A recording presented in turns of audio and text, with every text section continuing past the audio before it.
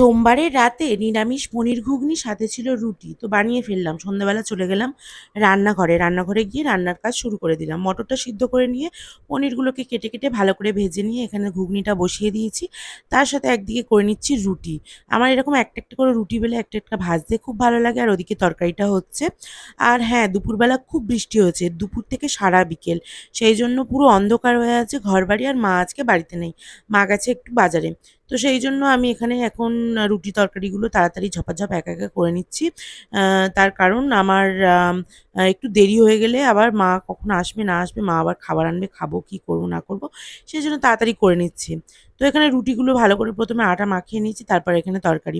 তোমরা এরকম পনির ঘুগনি কারা কারা করো জানাবে। আমার কিন্তু পনির ঘুগনি বানাতে খুব ভালো লাগে এবং খেতেও।